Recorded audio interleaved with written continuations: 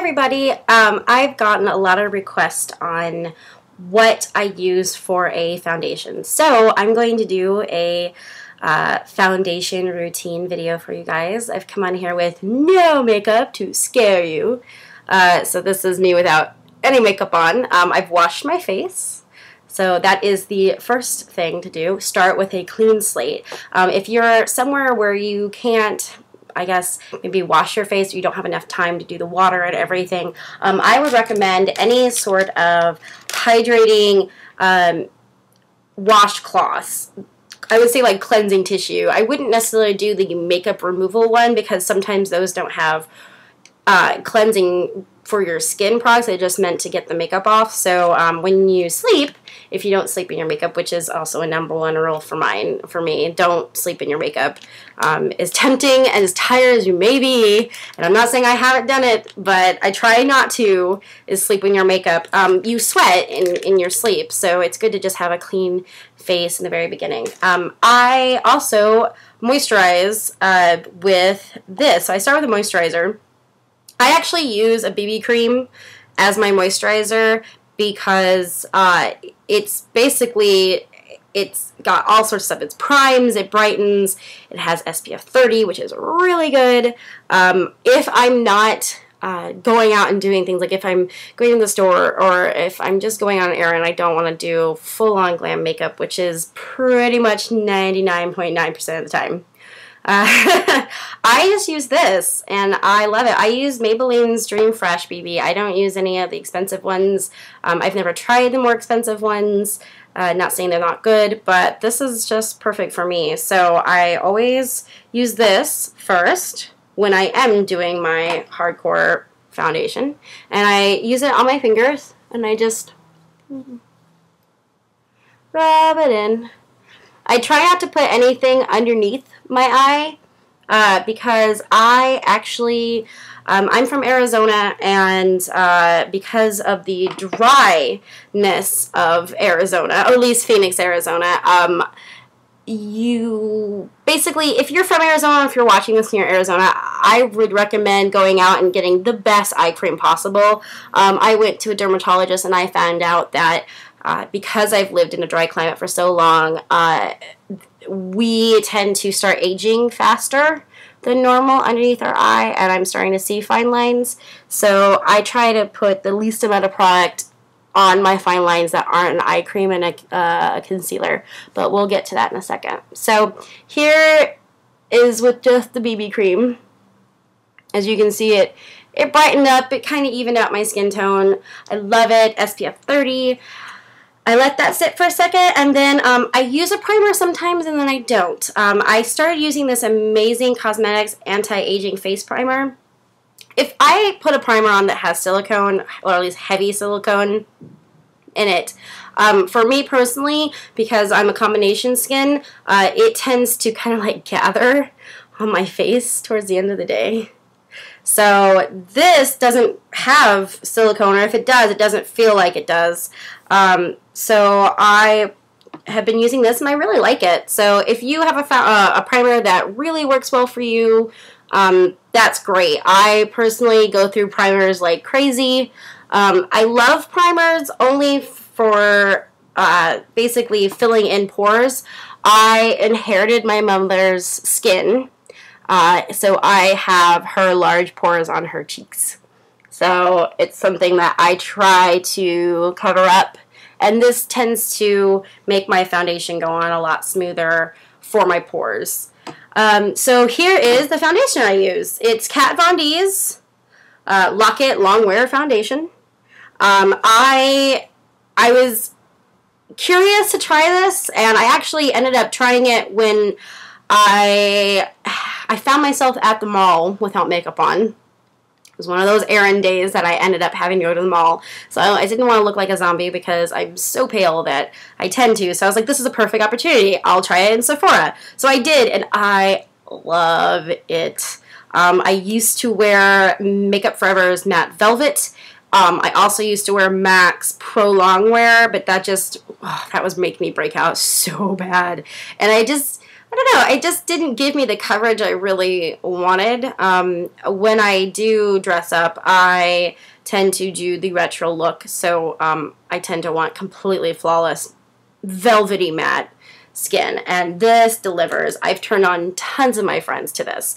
Pros and cons of this, I would say, well, pros is that a little goes a long way, and I will show you that in a second. Cons, it has a smell to it. It has like a vanilla-y smell to it, kind of like MAC lipsticks tend to do. So if you're not a big smell, fragrance, foundation fan, I wouldn't say I wouldn't recommend it, just be prepared. I don't find the fragrance does anything to my skin.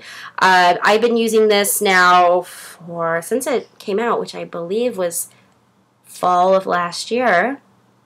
And I have very temperamental skin. Like, if I touch my skin, it'll break out. And this hasn't done that for me, which I'm so thrilled about. I know the MAC Pro Longwear did, and it gave me like blackheads in my cheeks, which is very new for me. So I was afraid that something this matte or this pigmented and this thick would break me out, but it hasn't. And I've turned on a lot of friends to this. Any pictures that you see, if you're follow me on Instagram, if that's how you came to this video, or obviously the videos I have below, that's what I'm wearing. So I will show you what you do. It's in this pump right here, and excuse this because I was coloring my friend's hair last night and I'm full of pink everywhere. So a little goes a long way, which is definitely wonderful. So I do about this much for my face, and I rub it in with my fingers. I am a finger user for makeup. I also put it over my lips to prime it. So I do half my face like this, and I do not bring it up on my under eyes at all. And I will show you why in a second. So I take this flat, I got it at Target. It's a, I don't remember what brand it is, but it's a contour brush. This is what I use to buff it in. So with no product on the brush, I basically go over it. Make sure I get every little part of my nose. And I buff it in.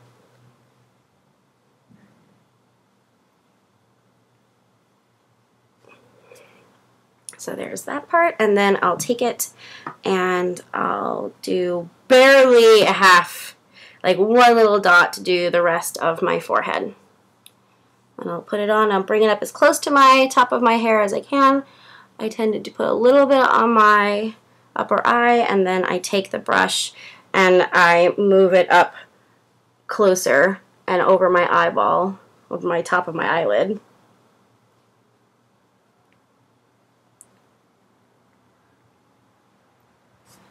So there you go. If you have like a blemish, like I kind of do right here, I tend to actually just take my finger and touch the tube, so it only has like a little bit on there, and I'll use this to conceal any blemishes I have, because it is extremely pigmented. So it's gone now. So here it is. I know it's super bright because I'm super pale, and I apologize for that, but there it is. For under eyes, because I do have dark circles, I use Bobbi Brown's Creamy Concealer, and I do not use the powder on the bottom because it shows my fine lines more, so I tend to use creamy concealers for under my eyes. So I just dab my finger in there, and that's good for both sides, and I just use my fingers.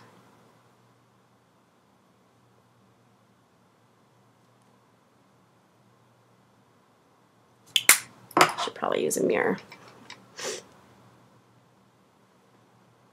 So there you go. I also use this. Now, I used to use Yves Saint Laurent YSL's Touche Quoi, which is a highlighter pen. They have different colors, but I used to use their 00 because that was pink. But it's $40, and I can't afford that all the time. So they were having a sale on Tarantino, and Tarantino has one as well. And I believe Victoria's Secret makeup has it. I found it one time. So it's a brush like this. It has a pink hue to it, and it's just great for highlighting and kind of brightening the under eye area. So I put the brush on, and I do tend to like do little kitty whiskers out on the other side.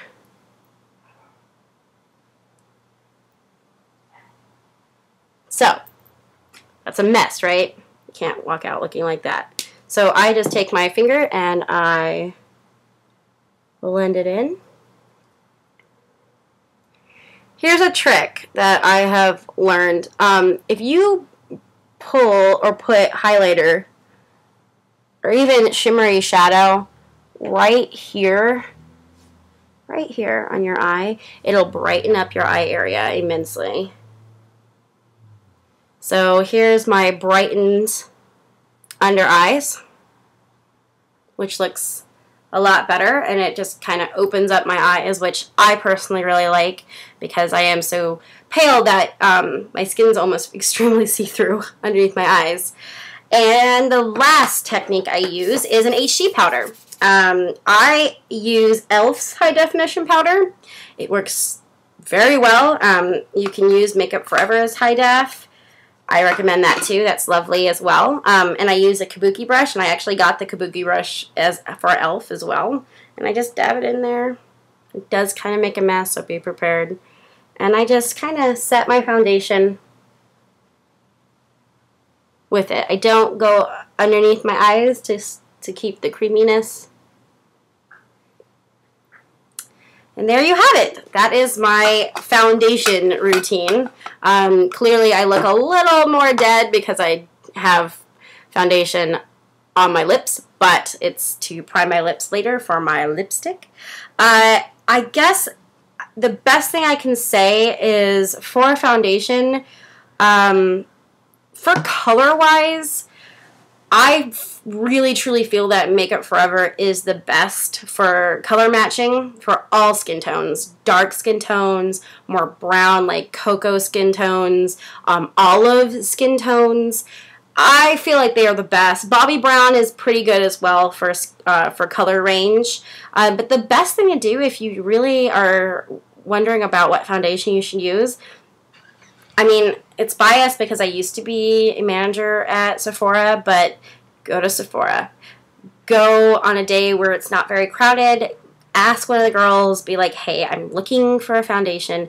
Please color match me on a foundation. And they will totally help you find one. I mean, that's really the only way I learned about foundation, and the best way to go about finding the perfect one for what you want and your needs are was working there and learning and working with people that came in like that had rosacea, or that, you know, my favorite clients were the ones that had a unique darker skin tone that I wanted to find, because let's face it, a lot of foundation companies don't make a wide range of foundations. Even for me, I'm super pale, there's actually few that make as light as I am, let alone less dark or even in between. So I would just recommend going there and just being like, hey, I want a matte foundation with my skin tone, or I want more of a natural, I want more of a dewy. Just tell them what you want, and that is the best way to figure out how it is, because I know for a fact I went through a ton of different foundations to finally found the one that I like.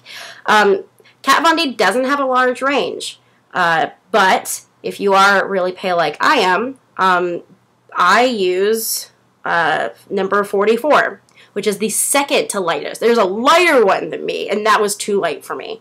So I hope this answered your guys' questions. I hope you enjoyed my ghost face.